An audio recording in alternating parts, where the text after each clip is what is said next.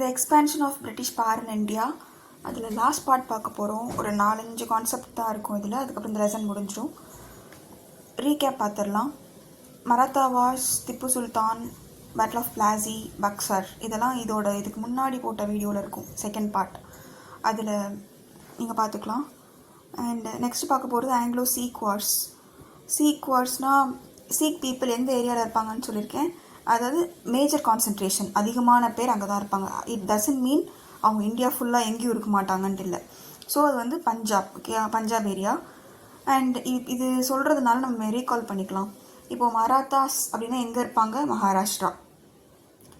அந்த ஹைதர் அலி, திப்பு சுல்தான் இவங்கெல்லாம் எங்கே இருப்பாங்க? மைசூர். நிசாமுன்னு பேர் வந்தாலே அது எந்த ஊர்? ஹைதராபாத். இந்த சிராஜ் உதவ்லா அவங்கெல்லாம் எந்த ஊர்? பெங்கால். ஸோ ஒரு விஷயம் பார்க்குறப்போ பழசு படித்ததை ரீகால் பண்ணிக்கிட்டே வந்தால் அது எப்பயுமே மைண்டில் இருக்கும். இது எல்லா சப்ஜெக்ட்ஸுமே ஃபாலோ பண்ணிக்கலாம், not only for SST. Okay, இதில் ஃபர்ஸ்ட் பாயிண்ட் பார்க்கலாம். Anglo Sikh wars. Anglo Sikh வார்னால என்ன அர்த்தம்? ஆங்கிலோ, இங்கிலீஷ், இங்கிலாந்து அப்படி வந்தாலே அது பிரிட்டன்னு குறிக்குது. ஓகேயா? ஸோ பிரிட்டிஷ் பீப்புள், பிரிட்டிஷ்க்கும் சீக்ஸ்க்கும், இந்தியாவில் இருக்கிற சீக் பீப்புளுக்கும் நடந்த சண்டைக்கு பேர் தான் என்னது? Anglo Sikh wars. ஒரு 4 வருஷம் போச்சுங்க இது. 45 to 49, 5 years. ஓகே, ஸோ இதில் ரொம்ப பவர்ஃபுல்லான, இப்போ வந்து மராத்தாஸ்ன்னு சொன்னாலே நமக்கு யார் ஞாபகம் வரும்? சிவாஜி தான். சிவாஜி ராவ் போன்ஸ்லே. அவர் வந்து ரொம்ப பெரிய ஆள். அவர் ஹீரோன்னு சொல்லலாம் அவங்க கிளானுக்கு. அதை மாதிரி ஒருத்தருக்கும் ஒருத்தர் அங்கே இருப்பாங்க. லைக் மைசூர்னாலே பிரேவ் வாரியர் யார்? லாஸ்ட் வீடியோவில் தான் பார்த்துருப்போம், திப்பு சுல்தான். இப்போது மகாராஜா ரஞ்சித் சிங்ன்றவர் இந்த சீக்ஸ்க்கு பெரிய ஆள். அவரை வந்து கீழே இறக்கிட்டு யாராலையும் ஆட்சிக்கு வரவே முடியாது. அந்த மாதிரி ரொம்ப பவர்ஃபுல்லாக இருந்துட்டு இருந்தார். பட் இந்த ரஞ்சித் சிங்க்கு என்ன தெரியும்னா, இந்த பிரிட்டிஷ்கிட்ட எந்த அளவுக்கு ஃப்ரெண்ட்ஷிப் மெயின்டைன் பண்ணிக்கணும், இல்லை எந்த அளவுக்கு டெரிட்டரிஸ் டீல் பண்ணிக்கணும், இதெல்லாம் நான் ரொம்ப காஷியஸாக இருந்தார், ரொம்ப கவனமாக இருந்தார். கவனத்தோடு கூட ஃப்ரெண்ட்லி ரிலேஷன்ஷிப் மெயின்டைன் பண்ணிட்டு வந்தார். ஆட்டிடியூட் எப்பவுமே நம்ம எதிரிக்கிட்ட வந்து ஸ்ட்ரெயிட்டாக பகச்சிக்கூடாதுன்னு சொல்லுவாங்க. அவங்க பேட்னு தெரிஞ்சாலும் நம்ம வந்து அவங்ககிட்ட நம்ம ஃப்ரெண்ட்லியாக இருக்கும்போது அட்லீஸ்ட் காட்டிக்கணும். ஸோ இதை வந்து ஃபாலோ பண்ணவர் யாருன்னா இந்த மகாராஜா ரஞ்சித் சிங்.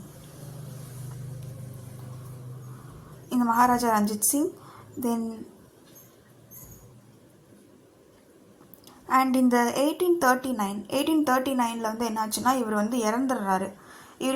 இப்போது இந்த பிரிட்டிஷ் பண்ணால் எப்படின்னா வெயிட் பண்ணிக்கிட்டே இருப்பாங்க, எப்போடா வந்து அவங்களுக்கு ஒருத்தவங்க இறப்பாங்க, அந்த பிளேஸை வந்து நம்ம இறப்பாங்களோ இல்லை அவங்க இப்போ இறந்தவங்க சன்னு ஒருத்தவங்க இல்லைன்னு சொன்னால் அதை எடுத்துக்கலாம். ஏதோ ஒரு சூழ்நிலை ஏற்படும், வேக்கண்ட் ஏரியா எப்போடா கிடைக்கும், அதில் வந்து நம்ம சீட்டை போட்டுடலாம் அப்படி சொல்லிட்டு தான் யோசிச்சுட்டு இருப்பாங்க பிரிட்டிஷ்.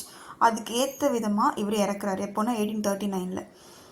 சிவில் வார்னா என்னென்னா, வெளிநாட்டுக்கும் நம்ம நாட்டுக்கும் சண்டை கிடையாது, நம்ம நாட்டுக்குள்ளேயே இந்த டெரிட்டரிஸ்க்காகவோ ஏதோ ஒரு காரணத்துக்காகவோ சண்டை வந்துட்டுருக்கும்.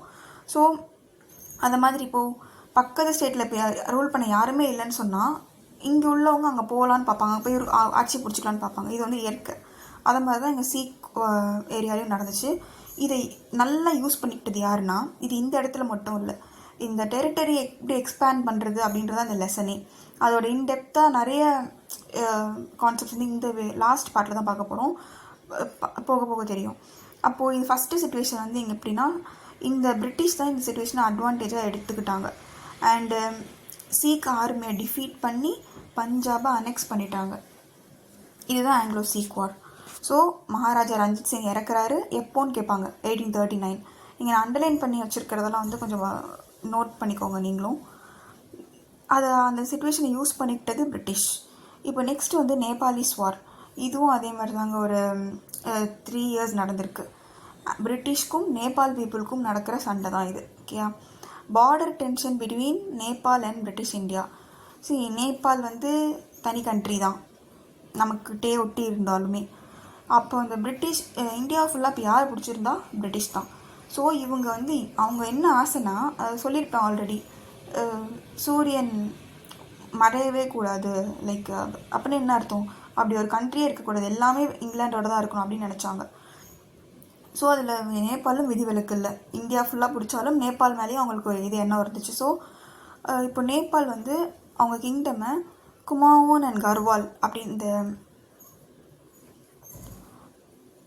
குமாவோன் அண்ட் கர்வால் இந்த ஈஸ்ட்டு அண்ட் அவாதுன்னு என்ன, அவாதுனாலும் அவுத், OUDH இப்படி சொல்லுவாங்க, OUDH.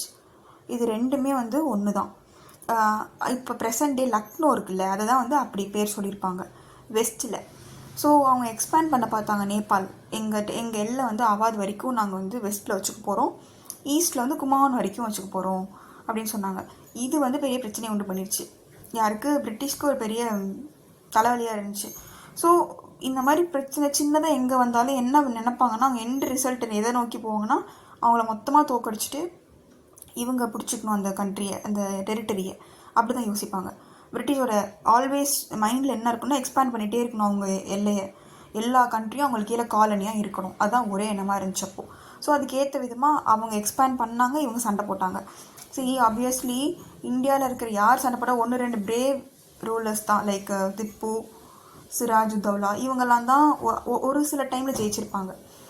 மற்ற எல்லாருமே வந்து ஆப்வியஸ்லி தோக்க தான் போகிறாங்க. ஏன்னு சொன்னால் இவங்ககிட்ட இருக்கிற ஆர்ம்ஸ் அண்ட் அம்யூனிஷன்ஸ், அந்த பவர்ஃபுல் கன்ஸ், இது எல்லாமே நம்மக்கிட்ட என்ன குதிரையும் யானையும் மட்டும்தான் நம்ம வச்சுருந்தோம். அவங்களும் அப்படிலாம் எல்லாம் மெஷின்டு கன்ஸ் வச்சுருந்தாங்க. ஸோ அப்படி இருக்கிறப்போ இது அவங்களுக்கு வின் பண்ணுறது ரொம்ப ஈஸியாக இருந்துச்சு நேபாளில். ஸோ இந்த பேட்டில்ஸ் தட் ஃபாலோ, நேபாளிஸ் வந்து டிஃபீட் ஆகிட்டாங்க. And the British annexed Garhwal மட்டும் இல்லாமல் இந்த குமாவும் சேர்த்து அனெக்ஸ் பண்ணிட்டாங்க. இது அனெக்ஸ் பண்ணுறது மட்டும் இல்லாமல் ஆட் ஆன் மாதிரி என்ன ஆச்சுன்னா, அந்த நேபாளில் இருக்கிற பீப்புள் இருக்காங்களா, அவங்கள வந்து கூர்கா சோல்ஜராக எடுத்துகிட்டு போயிட்டாங்க. அவங்க எடுத்துகிட்டு போனால் ஒரு பெருசாக கவர்மெண்ட் வேலை கொடுக்கறதுக்காகலாம் எடுத்துகிட்டு போகல, ரொம்ப கம்மி சம்பளத்தில் ஒரு அன்ஹைஜீனிக் சிச்சுவேஷனில் அவங்கள வாழ வைப்பாங்க, அவ்வளோதான். இதுவே யூரோப்பியன் சோல்ஜர்ஸ்க்கெலாம் ஜஸ்ட் எக்ஸ்ட்ரீம் ஆப்போசிட்டில் கவனிப்பு இருக்கும். ஸோ இந்த மாதிரி பெரிய டிஃப்ரென்ஸ் காட்டிகிட்டே இருப்பாங்க எப்பயுமே. இது பல போர்களுக்கு வித்துட்டுது பின்னாடி. நம்ம 10th ஹிஸ்ட்ரிலாம் படித்தோம்னா 10th வீடியோஸ் போடுறப்ப உங்களுக்கு தெரியும், லைக் வெள்ளூர் மியூட்டனிக்கெலாம் அதுதான் காரணம். ஸோ இப்போது இதுவும் அதே தான். எப்பயுமே நம்ம ஆளுங்கள்லாம் கொஞ்சம் குறைச்சலாக தான் நடத்துவாங்க அவங்க பிரிட்டிஷ். ஓகே, ஸோ இப்போ இலவச நேப்பா யார் எடுத்துகிட்டு போயிட்டாங்க, இங்கே உள்ள கூர்கா சோல்ஜர்ஸாக நிறைய பேரை கூட்டிகிட்டு போயிட்டாங்க. நேபாளில் பிடிச்சது மட்டும் இல்லாமல் நிறைய பேரை கூட்டிகிட்டும் போயிட்டாங்க. ஸோ ஆங்கிலோ நேபாளிஸ் வாரில் இந்த 3 பாயிண்ட் நீங்கள் ஞாபகம் வச்சுக்கோங்க. என்னன்னா, இந்த குமான் அண்ட் கர்வாலை எக்ஸ்பேண்ட் பண்ணுற போய் தான் இவ்வளோ பிரச்சனை வந்துச்சுன்றது. இது ரூட் காஸ் கேட்பாங்க, ஏன் வந்து ஆங்கிலோ நேபாளிஸ் வார் நடந்துச்சுன்ட்டு. ஏன்னா நேபாள் தான் எக்ஸ்பேண்ட் பண்ண போனாங்க, அதை பொறுக்காமல் பிரிட்டிஷ் சண்டை போட்டுருச்சு, ஞாபகம் வச்சுக்கணும். ஓகே, அண்டு இன்னொரு பாயிண்ட் என்ன நடந்துச்சுன்னு சொன்னால், ஒரு வார் நடக்குது, யார் வின் பண்ணாங்கன்னு உங்களுக்கு மறந்துடுச்சுன்னு வச்சுக்கோங்களேன், ஒரு 2-3 பேர் நான் சொல்லுவேன்ல, அவங்கள தவிர மற்ற எந்த வார்னாலும் என் கண்ண மூடி பிரிட்டிஷ்னு போடலாம். ஏன்னா அந்த டைமில் அப்படி தான் இருந்துச்சு. ஓகே, அண்டு கூர்கா சோல்ஜர்ஸையும் கூட்டிகிட்டு போயிட்டாங்க, அது ஒரு முக்கியமான பாயிண்ட் இதில். நெக்ஸ்ட் வந்து நம்ம ஃபஸ்ட் வீடியோவில் இதை பற்றிலாம் பார்த்துருப்போம், ஒரு ஸ்டோரி டைம் மாதிரி கூட கொஞ்சம் இருந்திருக்கலாம். இப்போது அது அடுத்தடுத்து வர வீடியோஸில் அது மிஸ் ஆகிடுச்சு. ஆனால் 12th வீடியோ போட்டதுனால அது போட முடியல. 8th கண்டிப்பாக இனிமேல் இப்படி இருக்கும். ஏன்னா இந்த கிரேட் 8ன்றப்போ ஸ்டேட்ஸ் இன்னும் ஐடென்டிஃபை பண்ணுறது உங்களுக்கு இன்னும் தெரியாமல் இருக்கலாம். ஸோ எல்லா வீடியோலையும் இனிமேல் ஒரு ஸ்டேட் இருக்கும். ஏன்னா நம்ம கண்ட்ரியில் என்னென்ன ஸ்டேட் இருக்குன்னு உங்களுக்கு தெரியணும்.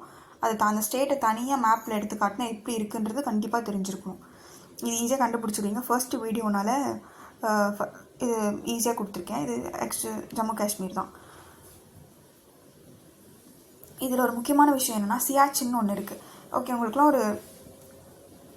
ஒரு முக்கியமான விஷயம் தோணும், என்னன்னு சொன்னால், எதுக்கடா ஜம்மு காஷ்மீருக்கு அவ்வளோ அடிச்சுக்கிறாங்க எல்லாரும் அப்படின்னு சொல்லிட்டேன்னா, அங்கேருந்து நம்ம சியாச்சின்னு ஒரு கிளேஷியர் இருக்குது, the highest battle field in the world.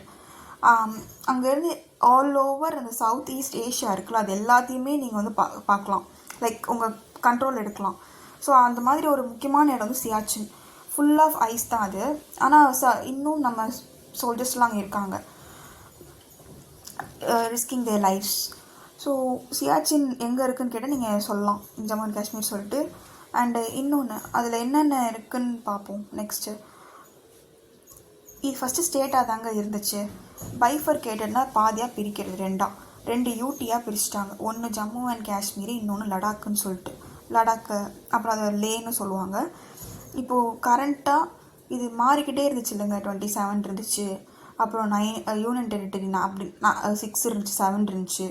எப்போ கேட்டாலும் கரண்ட்டில் என்ன இருக்குன்ட்டு நம்ம தெரிஞ்சு வச்சுக்கணும். இப்போனா 28 ஸ்டேட்டும் 8 யூட்டியும் சொல்லுவாங்க. யூட்டினா யூனியன் டெரிட்டரிஸ். ஓகே, பாதியாக பிரிச்சுட்டாங்க. ஒரே ஸ்டேட்டாக இருந்ததை, ஜம்மு அண்ட் காஷ்மீர் இருந்ததை லடாக்குன்னு ஒரு யூனியன் டெரிட்டரியாகவும், லடாக்குன்னு ஒரு தனி யூனியன் டெரிட்டரியாகவும், ஜம்மு காஷ்மீர்னு ஒரு தனி யூனியன் டெரிட்டரியாகவும் பாதியாக அதை பிரிச்சுட்டாங்க. ஓகேயா? So 7th and 8th being Jammu and Kashmir and Ladakh. இது வந்து இங்கே டேட் நான் போட்டிருந்தேன், அப்படி எடுத்துட்டேன். ஏன்னு சொன்னால் நீங்கள் கண்டுபிடிச்சி சொல்லுங்கள், எந்த டேட்டில் எந்த இயரில் இந்த பைஃபர்கேஷன் நடந்துச்சுன்னு சொல்லிட்டு நீங்கள் கமெண்ட்டில் சொல்லலாம். ஓகே, அண்ட் நெக்ஸ்ட் நம்ம பார்க்க போகிறது வந்து சப்சிடரி அலையன்ஸ். சப்சிடரி அலையன்ஸ்னால் ஒரு பேர் தாங்க வித்தியாசம், கான்செப்ட் ஒன்று தான். சப்சிடரி அலையன்ஸுன்றது ஒரு புதுசாக ஒரு ட்ரிக்கு. எதுக்கு?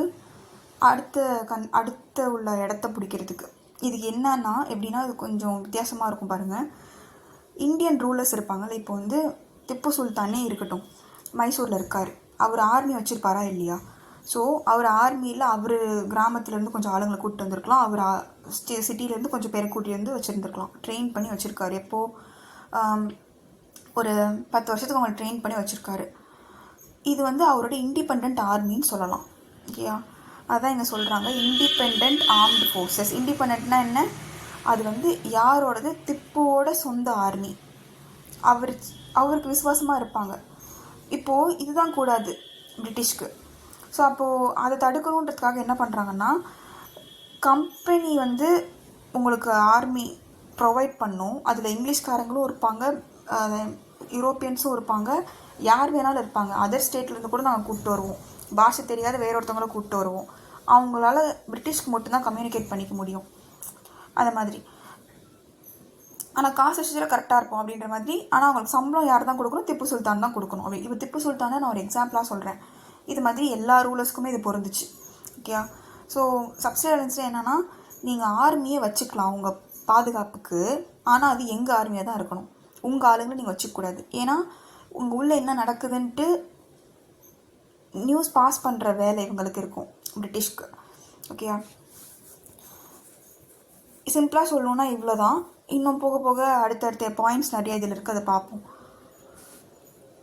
ஓகே, இப்போது நான் சொல்லிட்டேன்ல, காசு விஷயத்தில் கண்டிப்பாக ரொம்ப ஸ்ட்ரிக்டாக இருப்பாங்க பிரிட்டிஷ்ன்னு சொல்லிட்டு.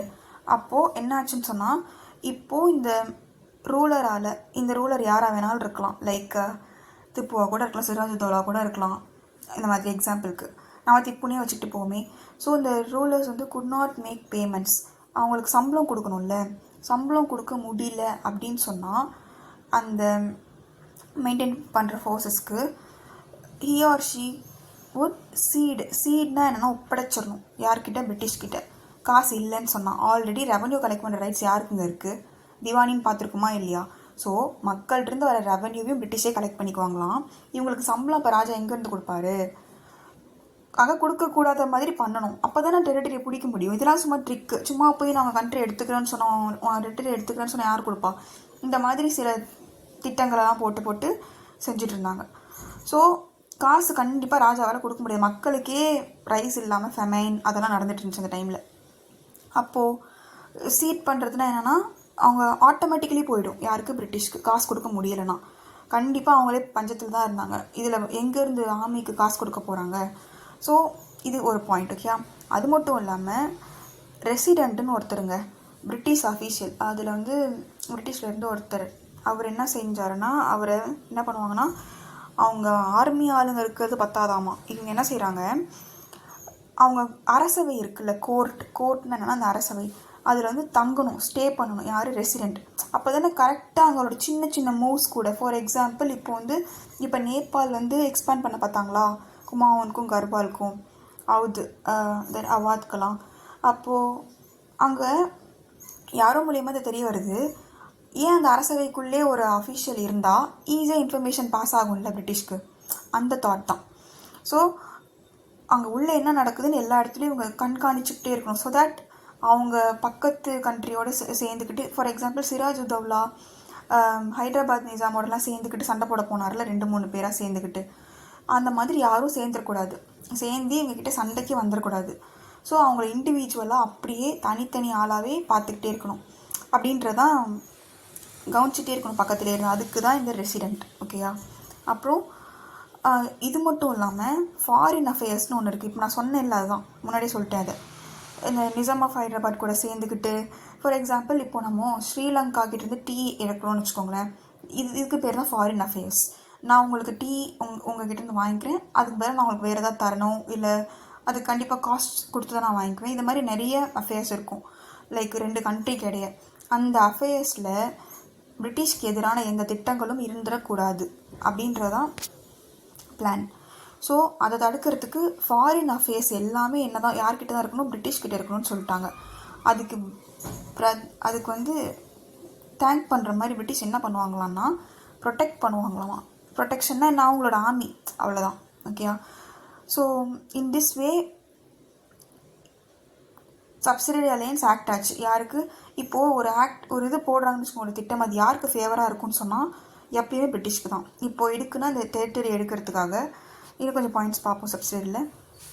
இன்னொன்று இது என்னன்னா, ஆல் நான் இங்கிலீஷ் ஃபாரினர்ஸ். நான் இங்கிலீஷ்னால் என்ன அர்த்தம்? இங்கிலீஷ் அல்லாத ஃபாரினர்ஸ். நம்ம ஆல்ரெடி பார்த்துருக்கோம், யூரோப்லேருந்து நிறைய பேர் வந்து இந்தியாவில் பிஸ்னஸ் பண்ண ட்ரை பண்ணாங்க. அதில் சக்சீட் ஆனது என்னவோ பிரிட்டிஷ். மற்றபடி ஃப்ரெஞ்சும் உள்ளே இருந்தாங்க.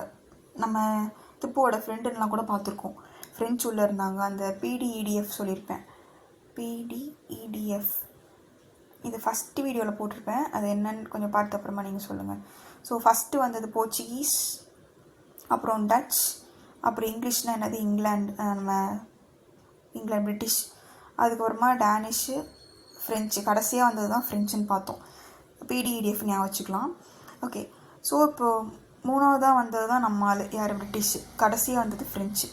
இப்போது இந்த இங்கிலீஷை தவிர மற்ற 4 பேர் இருக்காங்கல்ல, இந்த 4 பேர் தான் யாருன்னா நான் இங்கிலீஷ் ஃபாரினர்ஸ். ஓகேயா? இவங்க expelled from the state of ரூலர்னால், எக்ஸ்பெல்டுன்னு என்ன, வெளியேற்றுறது.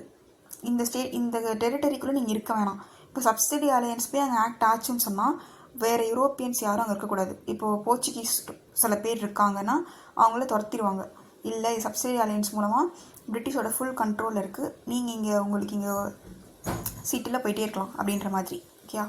அப்புறம் செகண்ட் ஒன், அபவுட் 1/3 இதை மாதிரி என்ன பண்ணிட்டாங்கன்னா 1/3 3ல், இப்போ இந்தியாவில் ஃபார் எக்ஸாம்பிள் 30 எக்ஸாம்பிளுக்கு சொல்கிறேன், அப்போ 30 இருந்துச்சுன்னு வச்சுக்கோங்க ஒரு ஸ்டேட்டு, அதில் 10 ஸ்டேட்டை சப்சிடி அலையன்ஸ் மூலியமாகவே தூக்கிட்டாங்க. அது என்னென்ன ஸ்டேட்டுன்னு சொன்னால், அங்கே பாருங்கள்,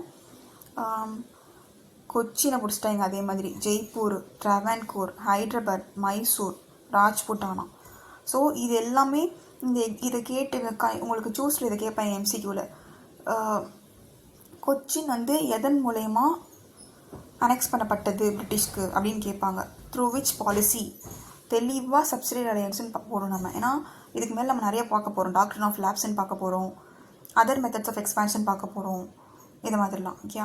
ஸோ இப்போ சப்சிடி அலையன்ஸில் என்னென்னு நான் வச்சுக்கணும், ஒரே லைனில் சொல்லணும், சிம்பிளாக சொல்லணும்னா, உங்கள் சொந்த ஆர்மியை வச்சுக்காமல் எங்கள் கம்பெனி ஆர்மியை வச்சுக்கோங்க, அதை நீங்கள் பராமரிக்கவும் செய்யணும் சம்பளம் கொடுத்து.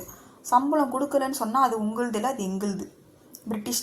இவ்வளோ தான் புரிஞ்சுக்குன்னு நினைக்கிறேன். இப்போது சப்சிடி அலையன்ஸ்லாம் ஆர்மி சம்மந்தப்பட்ட விஷயம். ஓகேயா? நெக்ஸ்ட் பார்ப்போம்.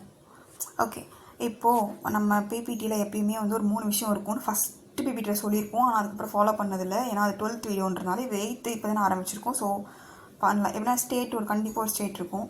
அது இல்லாமல் இப்போது என்விரான்மெண்ட் சம்மந்தமாக ஏதாச்சும் ஒன்று இருக்கும் என்னோட PPTயில், அது நல்லது தான் தெரிஞ்சுக்கிறது.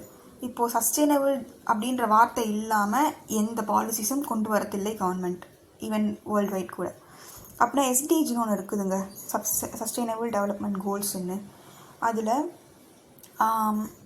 நம்ம நாட்டுக்குள்ளே நடக்குதுன்னு தெரிஞ்சுக்கிறத தாண்டி வேர்ல்டில் நடக்குது அப்படின்றத நம்ம தெரிஞ்சுக்கணுன்றதுக்காக இந்த SDG. இது நிறைய கோல்ஸ் இருக்குது. ஃபஸ்ட்டு ஒரு கிளாஸுக்கும் ஒரு 2 பார்க்கலாம், அப்போ இது மைண்டில் இருக்கும். Enable communities to care for their own environment. அதாவது அவங்க என்விரான்மெண்ட்டை தாங்களே பாதுகாத்துக்கணும் ஒரு கம்யூனிட்டியும் அப்படின்றது first. Second, conserve earth's vitality and diversity. டைவர்சிட்டியை நம்ம தான் பாதுகாத்துக்கணும் அப்படின்றது. இது இன்னும் கொஞ்சம் டெப்த்தாக சொல்லலாம், அது வர பிபிடிஸில் நான் சொல்லலாம். அது எக்ஸாம்பிளோட சொல்கிறேன். இப்போதைக்கு இந்த 2 எஸ்டிஜியை நீங்கள் அட்லீஸ்ட் ரீட் பண்ணி வச்சுக்கிட்டிங்கன்னா கூட போதும். கிரேட் 8க்கு இவ்வளோ போதும். எத்தனை சஸ்டைனபிள் டெவலப்மெண்ட் கோல்ஸ் இருக்குது, இது யார் சொன்னாங்க அப்படின்ற பேக்ட்ராப்பெல்லாம் நெக்ஸ்ட் பிபிடியில் பார்ப்போம். ஓகே, இப்போது அடுத்த மெத்தடு. ஃபஸ்ட்டு என்ன பார்த்தோம், அதாவது ஸ்ட்ரெயிட்டாக சண்டை போட்டே நாடு பிடிச்சிட்டு இருந்தாங்க. அதெல்லாம் யார்? ஆங்கிலோ நேபாளிஸ் வார். நேபாள் கூட சண்டை போட்டு எடுத்துக்கிட்டாங்க ஏதோ ஒரு காரணத்தை வச்சு. சீக்கிக்கிட்டேயும் சண்டை போட்டு எடுத்துக்கிட்டாங்க பஞ்சாப் கிட்ட. அப்புறம் சண்டையே போட முடியாதுன்ற சூழ்நிலை இருக்குது ஒரு நாடு, சும்மாவே இருக்குன்னு வச்சுக்கோங்களேன். எப்படி பிடிப்பாங்க? இந்த மாதிரி சில திட்டங்கள் தான்.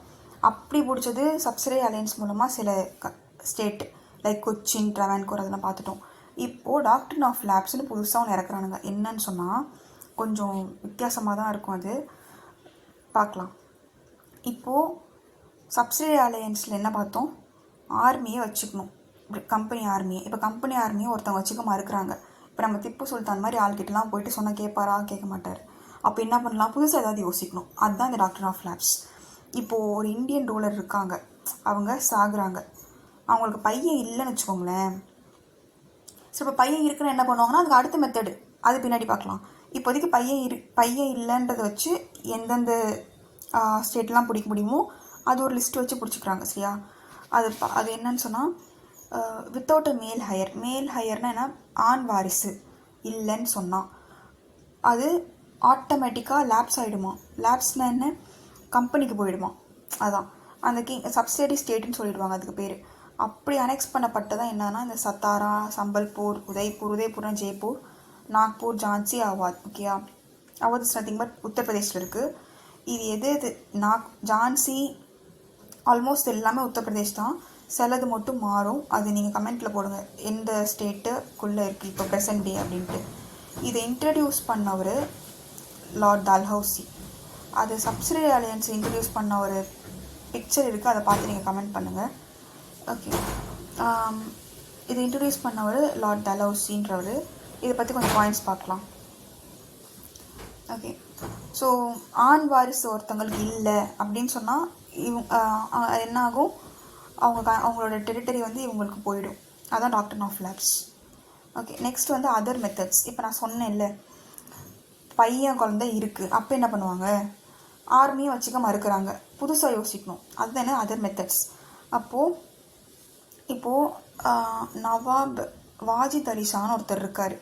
அவர் வந்து லார்ட் டல்ஹவுசி அனெக்ஸ் ஆகாது அந்த எக்ஸ்கியூஸ் தட் இது எப்படி அனெக்ஸ் பண்ணாங்கன்னு சொன்னால், மிஸ்கவர்மெண்ட், நீங்கள் ஒழுங்காகவே ஆட்சி பண்ணல, உங்கள் ஆட்சி முறை எங்களுக்கு சாட்டிஸ்ஃபேக்டரியாக இல்லை, நீங்கள் மக்களுக்கு நல்லது செய்ய மாட்டேங்கிறீங்க, இந்த திட்டங்கள் கொண்டு வர மாட்டேங்கிறீங்க, இதெல்லாம் சும்மா பொய் தான்.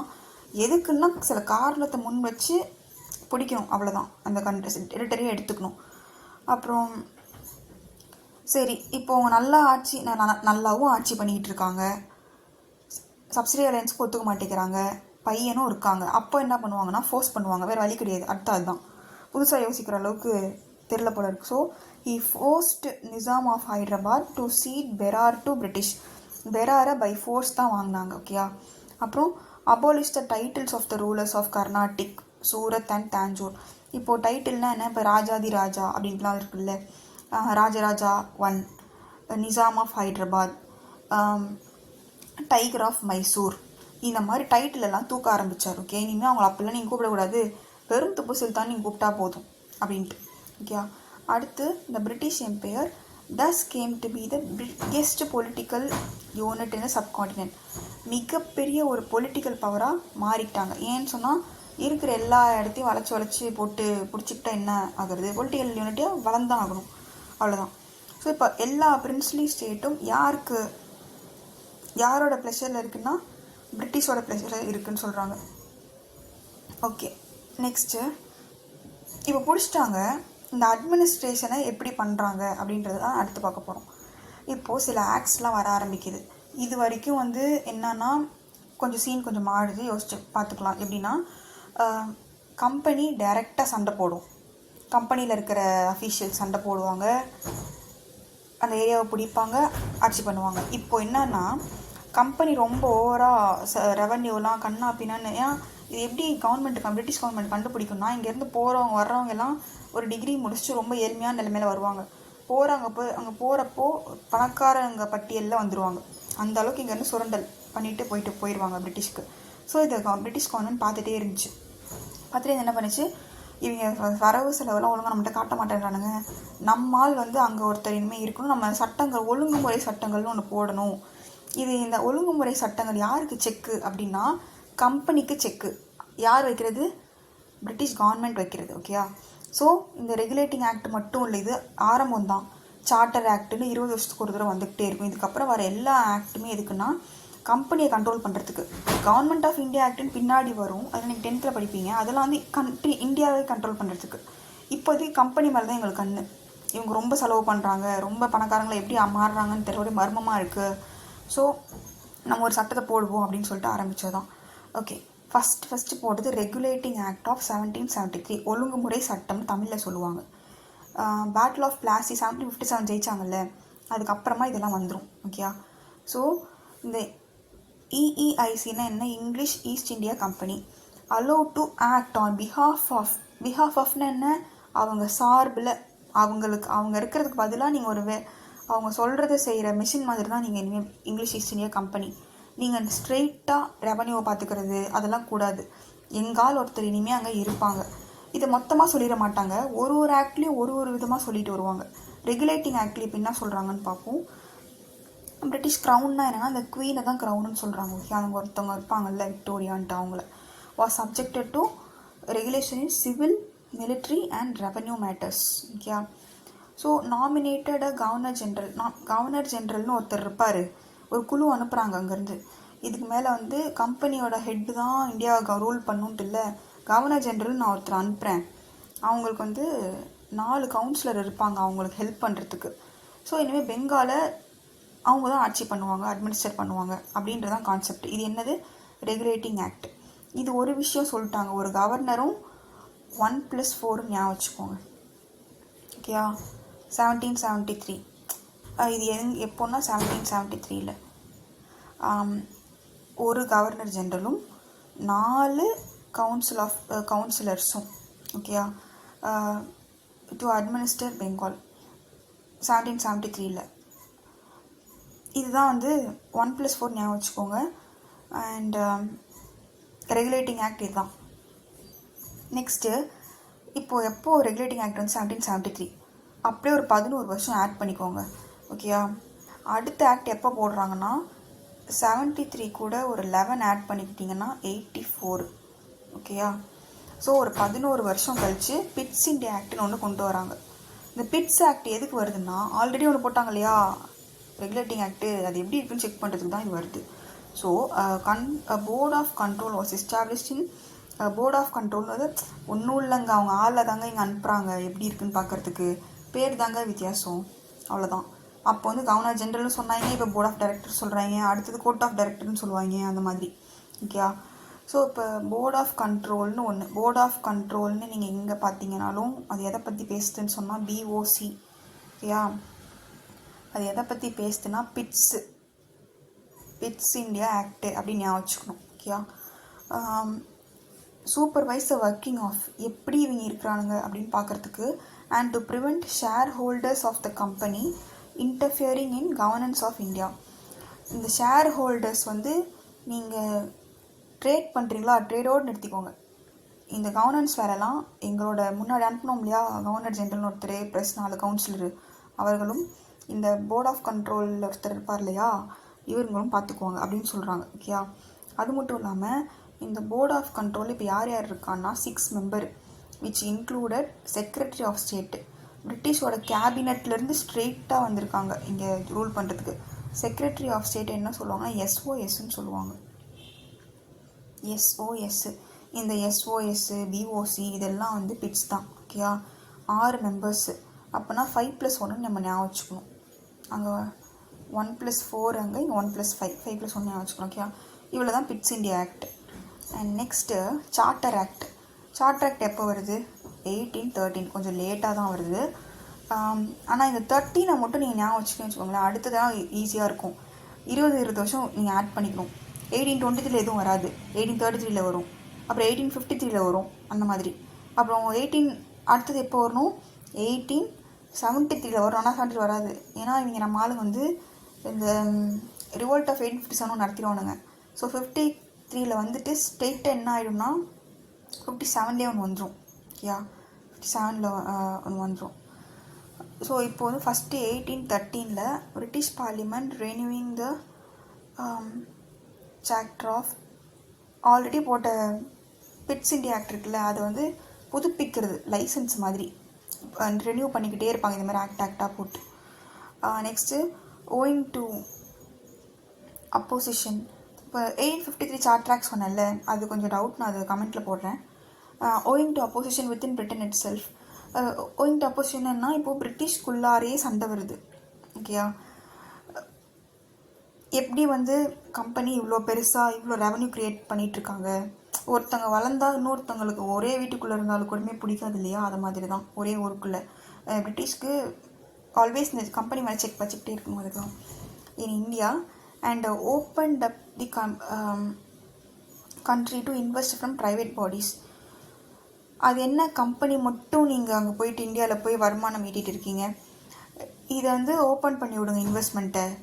இந்த இங்கிலீஷ் ஈஸ்ட் இந்தியா கம்பெனி மட்டும் இல்லை, பிரிட்டிஷில் இன்னும் நிறைய வர்த்தகர்கள் இருக்காங்க, அவங்களும் வந்து ட்ரேட் பண்ணுவாங்க, அவங்களோட ஷேர்ஸும் இந்தியாவுக்குள்ளே இருக்கும் அப்படின்னு சொல்கிறது. அதான் சார்ட்டர் ஆக்ட். ஏன் நீங்கள் இங்கிலீஷ் ஈஸ்ட் இந்தியா கம்பெனி மட்டும் பணக்காரங்களாக இருக்கீங்க, நிறைய பேருக்கு வாய்ப்பு கொடுங்க அப்படின்னு சொல்கிறது தான் இது.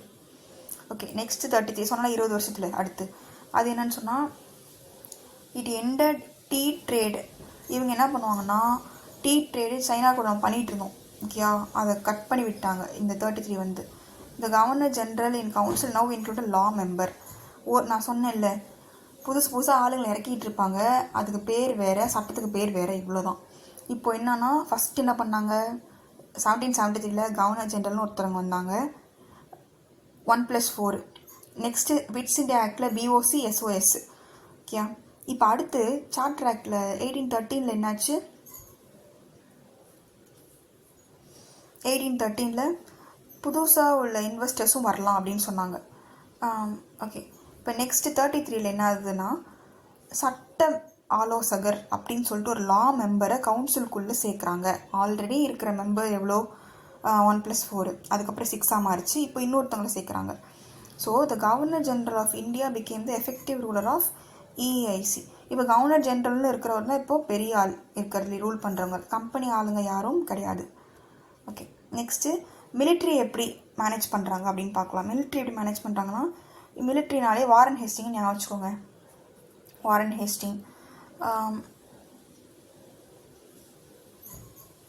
ஹேஸ்டிங் என்ன பண்ணுறாருனா, ஒரு ஃபஸ்ட்டு கவர்னர் ஜென்ரல் ஆஃப் பெங்கால்ன்ட்டு 1773 அவரை தான் நியமிக்கிறாங்க. இவரோட ஃபஸ்ட்டு டாஸ்க் என்னென்னா, ஆர்மியை எக்ஸ்பேண்ட் பண்ணணும். ஆர்மி எக்ஸ்பேண்ட் பண்ணுறதுனா என்ன அர்த்தம், நிறைய ஆளுங்களை உள்ளே சேர்க்கணும், அவ்வளோதான். அது இந்தியர்களாக இருந்தால் கொஞ்சம் பெட்டராக இருக்கும்னு யோசிப்பாங்க, ஏன்னா சம்பளம் கம்மியாக, எவ்வளோ கம்மியாக சம்பளம் கொடுத்தாலும் வந்துடுவாங்க. இப்போ நம்ம யூஎஸ்லாம் போய் யூகேல போய் வேலை பார்க்கணும் இல்லையா, ஏன் அந்த நாட்டில் உள்ளவங்களுக்கு சம்பளம் கொடுக்காம வேலைக்கு ஆள் எடுக்காமல் இங்கேருந்து போகிறோம், அவங்க ஓரளவு ஸ்டாண்டர்டாக சம்பளம் வச்சுருப்பாங்க, அது கொடுத்தா வருவாங்க, நம்ம ஆனால் என்ன சம்பளம் கொடுத்தாலும் போயிடுவோம், அவ்வளோதான். அதை மாதிரி தான் இது. இப்போ நடக்கிறது இல்லை, அப்போவே நடந்துச்சுன்ட்டு ஒரு எக்ஸாம்பிள் இது. ஓகே, அடுத்து அப்பார்ட் ஃப்ரம் சிப்பாய்ஸ்னால் soldiers of the Bengal army, he recruited soldiers from பெங்காலில் மட்டும் இல்லை, அவாத் உத்தரப்பிரதேஷ்லேருந்தும் பெனாரஸ்லேருந்தும் எடுத்தாங்க ஆளுங்களை. அப்புறம் அடுத்து 75 வருஷத்துக்கு இந்த ப்ராக்டிஸ் கண்டினியூ ஆகிக்கிட்டே இருந்துச்சு. அதர் பார்ட்லேருந்து ஆர்மிக்குள்ளே ஆள் எடுக்கிறது, ஏன்னா பாஷை புரியக்கூடாது 2-3 பேருங்களுக்கு உள்ளே இருக்கிறவங்களுக்கு. இது லார்ஜ் ஸ்கேல் எப்போ நடந்துச்சுன்னா 1857 இப்போ சொன்னேன்ல, அதில் நடந்துச்சு. அப்போ என்னென்னா, ஆர்மி மெம்பர்ஸ் எல்லாம் ஒன்று கூடி அழிச்சிருவாங்க, பிரிட்டிஷோட சண்டை போட்டுருவாங்க. அது இன்னொரு தடவை நடக்கக்கூடாதுன்றதுக்காக தான். அதோட ரூட்ஸ் இங்கேயே ஆரம்பிக்குது. ஏன்னா இப்போது தமிழ்நாட்டிலேருந்து ஒருத்தவங்க போய் வேறு ஒரு இடத்துல வேலை பார்க்குறாங்கன்னா கம்யூனிகேஷன் ப்ராப்ளமாக இருக்கும், அவ்வளோதான். இதை ப்ராப்ளம் க்ரியேட் பண்ணணும், அப்போ தான் அவங்க ஒன்று சேர்ந்து அந்த பிரிட்டிஷை எதிர்க்க மாட்டாங்க, அதுக்காக. ஓகே, நெக்ஸ்ட்டு இந்த இன்க்ரீஸ் பண்ணிக்கிட்டே இருந்தாங்க அந்த ஆர்மி சைஸை. சில லெட்டர்ஸ் போல்டாக இருக்கும், சில லெட்டர்ஸ் போல்ட் பண்ணாமல் இருக்கும். ஏன்னா எல்லோரும் லேப்டாப்பில் பார்ப்பீங்கன்னு சொல்ல முடியாது, ஃபோனில் நிறைய பேர் பார்ப்பீங்க, அவங்களுக்கு லெட்டர்ஸ் நல்லா பெருசாக தெரியும். நிறையா பாயிண்ட்ஸ் இருந்துச்சுன்னா போல்டில் இருக்கும், கம்மி பாயிண்ட்ஸ் இருந்ததுன்னா லைக் போல்ட் பண்ணாமல் விட்டுருப்பேன். உங்கள் வசதிக்கு, ஃபோனில் பார்க்குறவங்களுக்கு வசதிக்கு ஏற்ற மாதிரி பண்ணியிருக்கிறது இது. எங்கள் ஓகே, ஆஸ் இன்க்ரீஸ் பண்ண ஆர்மி டிவைட் ஆகிடுச்சு into presidency of Bengal, Bombay and Madras. First princely ஸ்டேட்டுன்னு தான் வச்சுருந்தாங்க. இப்போது மொத்த இந்தியாவை 3ஆக பிரிக்கிறாங்க. என்னன்னா பெங்கால் பிரசிடென்சி, இப்போது எப்படி இருக்குன்னு வச்சுக்கோங்களேன், இந்தியா மேப் வந்து மெட்ராஸ் பிரசிடென்சினா இப்போ இருக்கிற இந்த கர்நாடகா எல்லாத்தையும் சேர்த்து, கர்நாடகா, ஆந்திரா, சதன் ஆந்திரா, தமிழ்நாடு, கேரளா, கோவா எல்லாத்தையும் சேர்த்து தான் என்னது மெட்ராஸ் பிரசிடென்சின்னு சொல்லுவாங்க. ஓகேயா. பாம்பே பிரசிடென்சி என்னன்னா இங்கேருந்து ஆரம்பித்து இது ஃபுல்லாக, இது வந்து பாம்பே பிரசிடென்சி. அப்போ மிச்சம் உள்ள எல்லாமே என்னது பெங்கால் தான். ஓகேயா. இப்படி இந்தியாவை மொத்தமாக 3ஆக பிரிச்சிடுறாங்க. And well trained Indian soldiers recruited Britain army. Well ட்ரெயின்டாகவும் டிசிப்ளின்டாகவும் அவங்கள ட்ரெயின் பண்ணி எடுத்துக்கிறாங்க உள்ளுக்கு. ஓகே. அப்புறம் they were commanded by British officers and லாயலாக தான் இருப்பாங்க நம்ம ஆளுங்க, அது மாதிரி தான் இருந்தாங்க. அப்புறம் ஹையஸ்ட் ரேங்க் யாருன்னா சுபேதார். சுபேதார் ரேஞ்சுக்கு மட்டும்தான் போக முடியும், அதுக்கு மேலே எவ்வளோ பதவிகள் இருக்குது, ஆனால் அது போக மாட்டாங்க. அவ்வளோதான் நம்ம இல்லை. அதுக்கு மேலே யார் இருப்பாங்கன்னு இந்த யூரோப்பியன்ஸ், ஈவன் இந்த போர்ச்சுகீஸ் ஆளுங்களை கூட வச்சுக்குவாங்க, பிரிட்டிஷ் ஆளுங்களை கூட வச்சுக்குவாங்க. ஆனால் நம்ம ஆளுங்க சுபேதார் ரேங்க் வரைக்கும் தான் போக முடியும். நம்மளோட முக்கியமான ஒரு லீடர், ஓகேயா, முக்கியமான ஒரு லீடர் நம்ம நாட்டுக்கு. கான்ஸ்டியூஷனில் அவரோட பங்கு பெரிய பங்கு. கிரேட் 8ன்றதுனால உங்களுக்கு நான் க்ளூ கொடுத்துட்டேன். அவரோட அப்பா வந்து சுபேதாராக தான் இருந்தார். அவர் அப்பா பேர் என்ன, அந்த முக்கியமான நபர் பேர் என்ன அப்படின்னு கமெண்ட்டில் சொல்லுங்கள். அவரோட அப்பா சுபேதாராக தான் இருந்தார். அவர் ரொம்ப முக்கியமான ஆள் நம்ம கான்ஸ்டியூஷன் பொறுத்த வரைக்கும். ஓகே, அடுத்து பார்க்கலாம். Civil administration. சிவில்னால் நம்ம ஹோம் அஃபேர்ஸ் இது மாதிரிலாம். அது civil administration Lord Cornwallis introduce பண்ணாங்க. Indian civil service. Civil service யூபிஎஸ்சின்னு ஒன்று இருக்கா, இப்போது இந்த ஐஏஎஸ் ஐபிஎஸ்லாம் ஆகுறாங்கல்ல, இதோட ரூட்லாம் இதுதான். அது யார் முதல்ல அப்படி கொண்டு வந்தாங்கன்னு கேட்டால் கார்ன்வாலிஸ்ன்னு. நிறைய பேருக்கு அந்த ட்ரீம் இருக்கும். கார்ன்வாலிஸ்ன்னு ஞாபகம் வச்சுக்கோங்க. இது எப்படி இருந்துச்சுன்னா, லண்டனில் தான் இப்போ எக்ஸாம் எழுதணும். லண்டனுக்கு போக காசு இருக்கிறவங்க மட்டும்தான் போய் எழுதலாம், பாஸ் ஆகலாம். இந்தியாவில் நடத்துங்க அப்படின்னு சொல்லி கொண்டு வரத்துக்குலாம் காங்கிரஸ் ரொம்ப கஷ்டப்பட்டுச்சு. பின்னாடி காங்கிரஸ் மெம்பர்ஸோட மாட்ரேட்ஸ் கஷ்டப்பட்டு அதுக்கு முன்னாடி ஸோ இந்தியாவில் லேட்டாக தான் நடத்த ஆரம்பித்தாங்க. ஸோ லார்ட் வெல்லஸ்லின்றவர் ஃபோர்ட் வில்லியம் காலேஜ் அப்படின்னு ஒன்று ஸ்டார்ட் பண்ணார். எதுக்குன்னா சிவில் சர்வன்ஸஸ் ட்ரெயின் பண்ணுறதுக்கு. அது எங்கே இருக்குன்னா கல்கட்டாவில். From 1853 competitive exam had to select candidates for, முன்னாடி ஸ்ட்ரெயிட்டாக அவனுங்க ஆளுங்களே எடுத்துகிட்டு இருந்தானுங்க. 53 தான் என்ன ஆச்சுன்னு சொன்னால், ஒரு எக்ஸாம் வைக்கிறோம், அதை யார் வேணாலும் எழுதலாம், இந்தியர்கள் கூட எழுதலாம் அப்படின்னு சொன்னது வந்து 1853 தான். யூபிஎஸ்சி இப்போ நம்ம எல்லோரும் எழுதிட்டு இருக்கோம் அந்த மாதிரி. அப்போ வந்து லண்டன் பீப்புள் மட்டும்தான் எழுத முடியுன்ற மாதிரி இருந்தது. So Indians were not allowed to compete for higher post in civil service. Civil service compete பண்ணலாம், அதுவும் ஹையர் போஸ்ட்டு கிடையாது அப்படி. ஓகே, அப்படி நடத்தப்பட்ட தேர்வில் பாஸ் பண்ணவங்க முதல் இந்தியர் யாருன்னா சத்யேந்திரநாத் தாகூர்னு ஒருத்தர். இவர் நம்ம ரவீந்திரநாத் தாகூர் தெரியும்ல, அவரோட பிரதர். ஓகேயா. அப்போது த டெரிட்டரிஸ் அண்டர் பிரிட்டிஷ். இன்னொரு முக்கியமான ஃபேக்ட் சொல்லிடுறீங்க. நம்ம சுபாஷ் சந்திர போஸ் இருக்கார்ல, அவர் வந்து 3rd ரேங்க் எடுத்திருந்தார். அப்போ அதில் எடுத்து யூபிஎஸ்சி அங்கே சிவில் சர்வீஸ் லண்டன் போய் எழுதி பாஸ் பண்ணிவிட்டு, நான் அதில் சேர மாட்டேன், உங்கள் பிரிட்டிஷ்க்கு உழைக்க மாட்டேன்னு சொல்லிட்டு தான் ஃப்ரீடம் ஸ்ட்ரகிளுக்கு வந்தார். அது மாதிரி நிறைய நம்ம ரூலர்ஸ், நம்ம ஃப்ரீடம் ஃபைட்டர்ஸ்லாம் யூபிஎஸ்சி ரொம்ப ஈஸியாக கிளியர் பண்ணிட்டு வந்திருப்பாங்க. அதுவும் டாப் ரேங்க்கில் வர்றது, கொஸ்டின் பேப்பர் எடுக்கிறது அவனுங்க. அப்போ அவங்களுக்கு தான் சான்ஸ் அதிகமாக இருக்கும் பாஸ் பண்ணுறதுக்கு. பட் அதையும் கம்பீட் பண்ணி நம்ம ஆளுங்களும் வின் பண்ணலாம் அப்படின்னு காட்டின பாயிண்ட் தான் இது. ஓகேயா. அப்புறம் இந்த territories under British control divided into டிஸ்ட்ரிக்டாக பிரிக்க ஆரம்பிச்சிட்டாங்க. அதுக்கப்புறம் இந்த டிஸ்ட்ரிக்ட் எப்படி சொல்கிறாங்கன்னா, கலெக்டர்னு ஒருத்தர் இருப்பாருங்க, அவர் வந்து ரெவன்யூ கலெக்ட் பண்ணுறது தான் அவர் வேலை. மெஜிஸ்ட்ரேட்னு ஒருத்தவங்க இருப்பாங்க, அவங்க வந்து லா அண்ட் ஆர்டர் பார்த்துக்குவாங்க, சட்ட ஒழுங்கு. ஜட்ஜின்னு ஒருத்தவங்க இருப்பாங்க, அவங்க வந்து கோர்ட்ஸ் பார்த்துக்குவாங்க. இந்த மாதிரி தான். ஸோ சிவில் அட்மினிஸ்ட்ரேஷன் இப்படி தான் இருந்துச்சு. அப்புறம் போலீஸை எப்படி பார்த்தாங்கன்னு சொன்னால், கார்ன்வாலிஸ் தான் அதிகம் செய்கிறார். அப்போ போலீஸும் சிவில் சர்வீஸும் யார் பார்த்துக்கிட்டாருன்னா கார்ன்வாலிஸ்.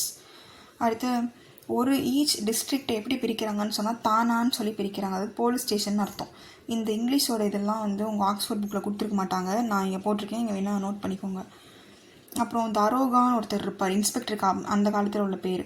கோட்வால்னு இருப்பாங்க, கோட்வாலுக்கு பேர் வந்து சீஃப் போலீஸ் ஆஃபீஸர். சவுக்கிதார்னா கேட் கீப்பர், வாட்ச்மேன் மாதிரி. அண்ட் டிஸ்ட்ரிக்ட் சூப்பரண்டென்ட்டும் இருப்பாங்க. அது எங்கெங்கே இருப்பாங்கன்னா டவுன்ஸ் அண்ட் வில்லேஜஸில். இதுதான் க்ரைட்டீரியாங்க. இப்போ இருக்கிற போலீஸ் ஸ்டேஷனாக என்ன சொல்லுவோம், எஸ்பி, டிஎஸ்பி அந்த மாதிரி வரிசையாக வந்துக்கிட்டே இருக்கும். அப்புறம் எஸ்ஐ, அதே மாதிரி இன்ஸ்பெக்டர், கான்ஸ்டபிள் இப்படி வந்துகிட்டே இருக்கும்ல, அந்த மாதிரி. ஸோ அப்போ அந்த காலத்தில் இப்படி தான் இருந்துச்சு. Indians were not promoted to higher ranks. Higher ரேங்க்ஸ்க்கு இங்கேன்னு இல்லை, போலீஸுன்னு இல்லை, மிலிட்ரிலையும் சரி சிவில் சர்வீஸ்லையும் சரி எந்த அட்மினிஸ்ட்ரேஷனாக இருந்தாலும் ஒரு அளவு தான். அதுக்கு மேலே பெரிய அட்மினிஸ்ட்ரேஷனுக்கெலாம் பிரிட்டிஷ் ஆளுங்க தான் இருப்பாங்க, இல்லாட்டி வேறு ஏதாவது யூரோப்பியன்ஸ் இருப்பாங்க. ஓகே, ஸோ போலீஸ் வந்து infamous for corruption and oppression. கரப்ஷனுக்கும் அப்ரெஷனுக்கும் பேர் போனது எதுன்னா இந்த பிரிட்டிஷ். ஓகேயா, இந்த பிரிட்டிஷ் போலீஸா இது. அப்ரெஷன்னா என்ன, வலுக்கட்டாயமாக அவங்கள லைக் அடிப்பணிய வைக்கிறது. ஓகே, இப்போ ஜுடிஷியல் அட்மினிஸ்ட்ரேஷன் பார்த்துக்கலாம். கோர்ட் எப்படி இருந்துச்சுன்னு சொல்லிட்டு. இப்போ தாங்க கோர்ட்டு இந்த ஐபிசி, சிபிசி அதெல்லாம், இந்தியன் பீனல் கோடு அதெல்லாம். இதுக்கு முன்னாடி நம்ம இந்தியன் கோர்ட்டில் எப்படி இருந்துச்சுன்னா சாஸ்திராஸ் அண்ட் சரியத்து. சாஸ்திரங்கள் உந்து முறைப்படி உள்ள லா. சரியத்து முஸ்லீம் லாஸ் வச்சு தான் ஜட்ஜ் பண்ணிட்டு இருந்தாங்க. இது சரி, இது தவறுன்ட்டு. லார்ட் வாரன் ஹேஸ்டிங்கும் கார்ன்வாலிஸும் சேர்ந்து என்ன பண்ணாங்க, தாமஸ் மெக்குலேக்கு இடையே லாஸ் ஃப்ரேம் பண்ணாங்க அவரை வச்சு. அதுக்கு பேர் தான் ஐபிசி. இப்போ நம்ம ஐபிசி செக்ஷன் படி அப்படின்னு கோர்ட்டில் சொல்கிறாங்கல்ல, அவரெல்லாம் அதை செஞ்சது யாருன்னா இவங்க கார்ன்வாலிஸ் தான் 1860. அப்புறம் கிரிமினல் ப்ரொசீஜர் கோடு 1862 சிபிசின்னு சொல்கிறாங்க, அதை செஞ்சோம் அவர் தான். அடுத்து 1837 அந்த rule of law was established அப்படின்னு ஒன்று கொண்டு வராங்க. அப்படின்னா என்னென்னா, அட்மினிஸ்ட்ரேஷன் வந்து சட்டப்படி தான் இருக்கும், ரூலரோட தனித்தனி விருப்பங்களுக்கு இருக்காது அப்படின்னு சொல்கிறது தான். அடுத்து ஈக்குவாலிட்டினா என்ன, ஹிந்துவாக இருந்தாலும் சரி முஸ்லீமாக இருந்தாலும் சரி சட்டத்துக்கு நீங்கள் எல்லாம் சமம் தான் அப்படின்னு சொல்கிறது தான். அதை இன்ட்ரடியூஸ் பண்ணாங்க. Discrimination against India. இப்போது கோர்ட்டு கேஸ் வந்து வச்சுக்கோங்களேன், எந்த கேஸ் அதிகமாக இருந்துச்சுன்னு சொன்னால் இந்தியன்ஸ்க்கு எதிராக இருக்க டிஸ்கிரிமினேஷன் தான் அதிகமாக இருந்துச்சு. அப்புறம் justice became an expensive process. எக்ஸ்பென்சிவ்னால் காசு இருக்கவன் மட்டும்தான் போய் கோர்ட்டுக்கு போக முடியும், லஞ்சம் கொடுத்தா தீர்ப்பு நம்ம பக்கம் கிடச்சிரும் அப்படின்ற மாதிரிலாம் இருந்துச்சு அது அந்த காலத்தில். And rich were able to get டிஸ்ஹானஸ்டாக அநியாய முறையில் அவங்களுக்கு ஏற்ற மாதிரி தீர்ப்பு வாங்கிக்கிட்டாங்க. சுப்ரீம் கோர்ட்டு தான் டாப்பில் இருந்துச்சு ஜுடிஷியல் ஸ்ட்ரக்சரில். அப்புறம் ஹைகோர்ட்டு 3 இடத்துல இருந்துச்சு, பாம்பே, மெட்ராஸ், கல்கட்டா. நெக்ஸ்ட் லெவலில் டிஸ்ட்ரிக்ட் கோர்ட்டு, அப்புறம் ரெஜிஸ்ட்ரார் கோர்ட்டுன்னு இருந்துச்சு. அது இங்கே பார்க்கலாம். இங்கே பார்த்தீங்கன்னா உங்களுக்கு தெரியும், டாப் லெவலில் like supreme court first, high court second, district court third, அப்புறம் subordinate court or magistrate court last. ஓகேயா, அடுத்து இதுக்கு என்ன அர்த்தம்னா, இந்த கோர்ட்டுக்கு சபார்டினேட் கோர்ட்டில் நடத்துவாங்க. உங்களுக்கு நீதி கிடைக்கலையா நீங்கள் இங்கே போகலாம். உங்களுக்கு இங்கே கொடுக்குற தீர்ப்பு சரியில்லையா ஹைகோர்ட்டு போகலாம். இங்கே கொடுக்குற தீர்ப்பும் சரியில்லையா நீங்கள் சுப்ரீம் கோர்ட் போகலாம். இதுதான் அர்த்தம். டாப் கோர்ட்டு தான். ஸ்ட்ரெயிட்டாக நீங்கள் சுப்ரீம் கோர்ட் போகலாம் சில விஷயத்துக்கு மட்டும்தான். ஓகேயா, பட் சில சட்டம் இப்போ ஃபண்டமெண்டல் ரைட்டு அந்த மாதிரிலாம் இருக்கலாம், அதுக்கெலாம் போகலாம். மற்றபடி நீங்கள் இப்படி தான் போகணும், அப்பீல் பண்ணி போகணும். ஓகே, அடுத்து ஜுடிஷியல் அட்மினிஸ்ட்ரேஷன் வந்து இன்னும் 2-3 பாயிண்ட் தான் இருக்குது, பார்த்துடலாம். Over the court. இந்த ஜுடிஷியல் அட்மினிஸ்ட்ரேஷன், இந்த கோர்ட்லாம் இருக்குல்ல, laws, rule of law, equality, இது ஸ்ட்ரெயிட்டாக எல்லா பிரின்ஸ்லி ஸ்டேட்டுக்கும் அப்ளிகபிள் இல்லை. ஓகேயா, அவங்களாம் அப்போ என்ன பண்ணாங்கன்னா, அவங்க பழைய இந்த சாஸ்திரம் சரியத் இருக்குல்ல, சரியத் அதுதான் வச்சுட்டு இருந்தாங்க. 1940s வரைக்குமே அப்படி தான் ஃபாலோ பண்ணிட்டு இருந்தாங்க. அவங்க ஓன் ஜுடிஷியல் சிஸ்டம் தான். ஆனால் பிரிட்டிஷ் கிராஜுவலாக கொஞ்சம் கொஞ்சமாக என்ன பண்ணாங்க, இந்த சிஸ்டத்தை உள்ளே போய் திணிச்சிட்டாங்க எப்படியோ. இந்த ஸ்ட்ரக்சர் பிகேம் டீப்லி எம்படட்னா பொறிக்கப்பட்டுருச்சு இந்தியன் சொசைட்டியில் ஓவர் 200 சென்ச்சுரிஸாக. இப்போ நம்ம கோர்ட் ஸ்ட்ரக்சர் கிட்ட யாருன்னா சொல்லுவோம், ஃபர்ஸ்ட் சுப்ரீம் கோர்ட், அடுத்து ஹைகோர்ட்டு, அடுத்து டிஸ்ட்ரிக்ட் கோர்ட். அதோட ரூட்ஸ் எங்கே இருக்குன்னு பார்த்தீங்களா, அங்கே தான். ஸோ இப்போ இருக்கிற கோர்ட் ஸ்ட்ரக்சரில் இதுக்கு அதே மேட்ச் ஆகுதுன்னு சொல்கிறாங்க தான். நெக்ஸ்ட்டு ஓகே, இப்போது கொஷின்ஸ் பார்த்துடலாம். சப்சே அலையன்ஸ் இன்ட்ரடியூஸ் பண்ணது யாருன்றது கமெண்ட்டில் சொல்லுங்கள். Next battle of Plassey was fought in the year. Who introduce the doctor of lapse, யார் இன்ட்ரடியூஸ் பண்ணாங்க? திப்பு சுல்தானோட அப்பா யார்? அப்புறம் டைகர் ஆஃப் மைசூர்னு யாரை கூப்பிடுவாங்க? Okay, thank you. நம்ம நெக்ஸ்ட்டு வீடியோவில் ஜாகிரஃபி ஸ்டார்ட் பண்ண போகிறோம். லேண்ட், சாயில் அண்ட் வாட்டர் இருக்குல்ல, அது உங்களுக்கு ரீகால் பண்ண டைம் இல்லை, ஆல்ரெடி 45 மினிட்ஸ் ஆகிடுச்சு. நீங்கள் அதை ஃபஸ்ட்லேருந்து திருப்பி பார்த்துக்கோங்க ரீகால் பண்ணுறதுக்கு. தேங்க்யூ.